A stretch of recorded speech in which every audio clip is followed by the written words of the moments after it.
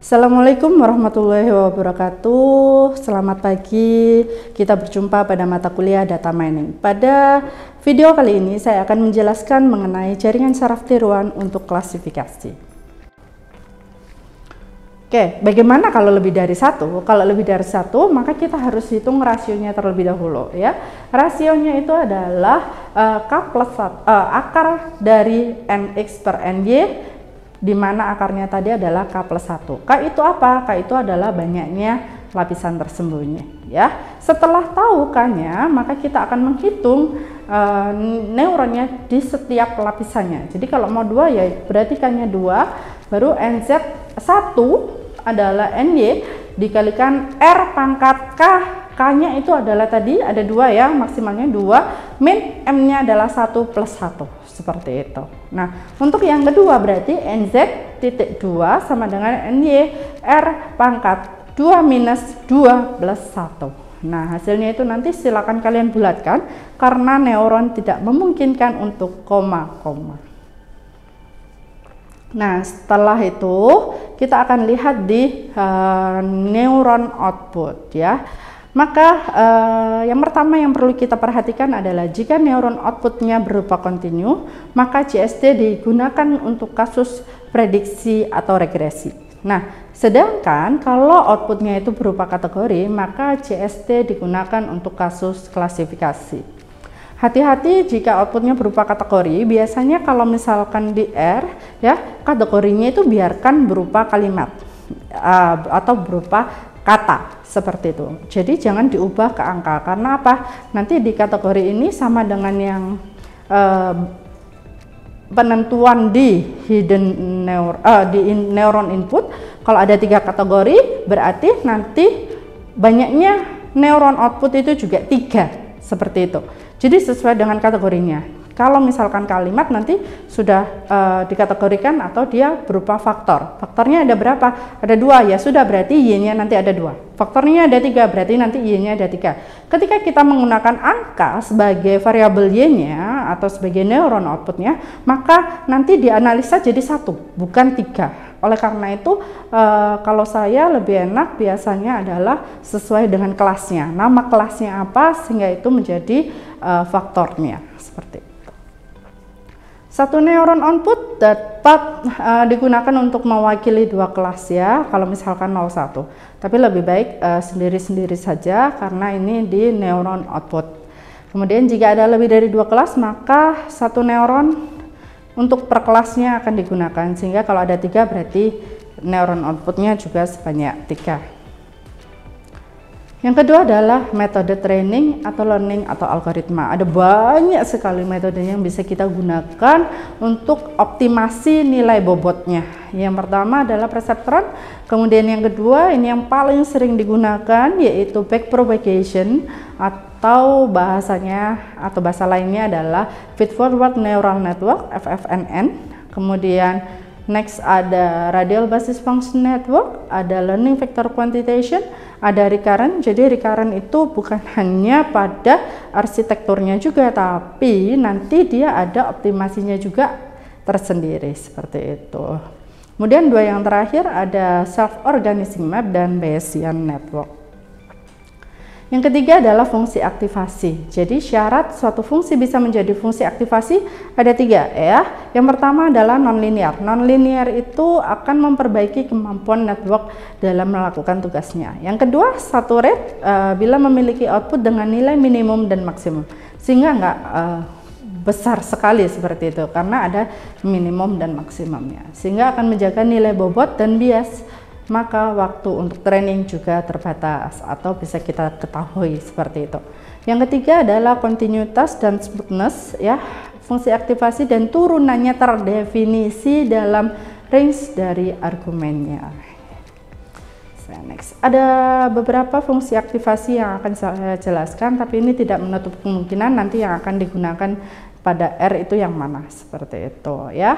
Nah, jenis aktivasi fungsi ada hard limit, ada symmetric hard limit, ada identitas, ada saturating linear, kemudian symmetric saturating linear, sigmoid biner, sigmoid bipolar, kemudian yang terakhir adalah ReLU.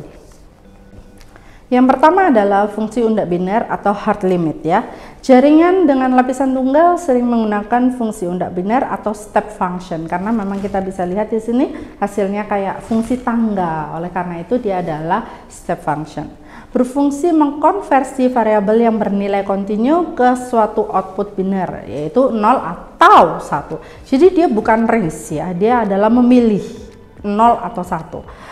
Nah, fungsinya atau fungsi aktivasinya bisa kita tuliskan persamanya seperti ini, ya sama dengan 0 jika X kurang dari 0. Jadi X itu siapa? X itu tadi adalah inputannya. Nah, di jaringan saraf tiruan tadi inputannya itu apa? Yang ada jumlahan tadi, jumlahan bobotnya dikalikan inputannya. Nah, inputannya itu siapa? Kalau misalkan fungsi aktivasinya itu adalah dari input ke tersembunyi, maka ya sudah berarti jumlahan bobot dikalikan input ya, neuron inputnya.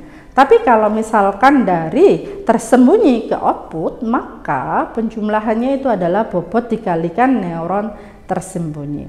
Seperti itu. Nah, kemudian Y-nya akan sama dengan 1 jika jumlahannya tadi lebih dari sama dengan 0.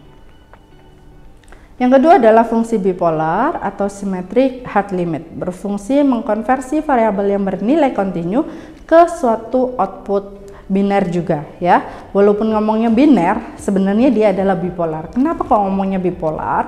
Karena dia adalah dari, bukan dari ya, tapi min 1 atau 1. Itu adalah yang membedakan. Kalau ngomongin biner itu tadi adalah 0 atau 1. Tapi kalau ngomong bipolar itu min 1 atau 1. Hanya perbedaannya sedikit di situ aja. Nolnya diganti 1 dengan yang sebelumnya. Yang ketiga adalah fungsi linear atau identitas, berfungsi memiliki nilai output yang sama dengan input. Nah, ini biasanya digunakan pada kasus regresi. Karena apa? Di kasus regresi itu kan kita butuhnya adalah jumlahan dari bobot dikalikan neuronnya. Nah, itulah tadi kenapa dia harus sama. Kalau misalkan kita konversi yang sebelumnya itu nanti jadi kategori seperti itu. Nah, kalau kita ingin continue, kita bisa menggunakan fungsi linear atau identitas. Yang keempat adalah fungsi saturating linear. Ini juga dari range-nya adalah 0 sampai 1. Ini 0 sampai ya, bukan atau. Jadi pilihannya 0 jika jumlahannya tadi kurang dari minus 0,5. Kemudian dia ada yang fungsi naiknya yaitu X plus 0,5. Jadi jumlahan bobot dikalikan neuronnya itu ditambahkan lagi dengan 0,5. Kalau di antara minus 0,5 sama 0,5 maka dia akan jadi X plus 0,5 ya. Kemudian setelahnya itu atau selebihnya adalah 1. Yang kelima adalah fungsi simetrik saturating linear. Ini juga hampir mirip dengan tadi, tapi bedanya adalah kalau tadi dari 0 sampai 1, kalau ini adalah dari min 1 sampai 1 dan tidak ada penjumlahan. Biasanya digunakan ketika kita lihat range-nya, yaitu hasilnya nanti adalah di sekitaran minus 1 ya. Jadi sebenarnya ada 3 kategori kan istilahnya kayak gitu. Kategorinya minus 1, atau selainnya itu sebenarnya ada angkanya. Jadi biasanya di kasus ekonomi hal ini sering kali ya. Ketika saya tidak bekerja maka itu kan 0 ya. Saya tidak bekerja maka pendapatannya 0. Tapi ketika saya bekerja kan ada angkanya, maka itu nanti menggunakan fungsi symmetric saturating linear atau yang sebelumnya. Yang keenam adalah fungsi sigmoid biner. Fungsi ini digunakan untuk JST yang dilatih dengan metode backpropagation. Jadi kalau backpropagation paling banyak yang menggunakan sigmoid ini. Nah, sigmoid biner itu berarti range-nya adalah 0 sampai 1. Fungsinya bisa kita lihat di sini.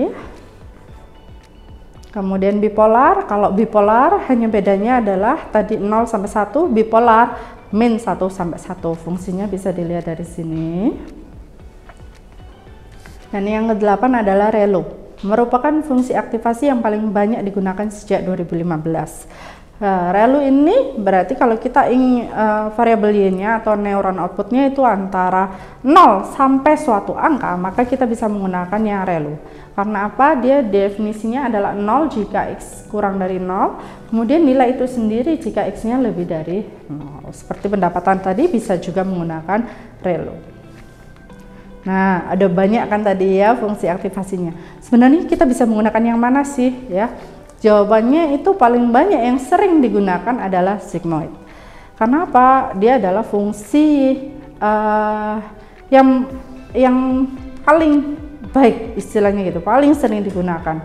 Tapi dia ada sedikit kekurangan ya.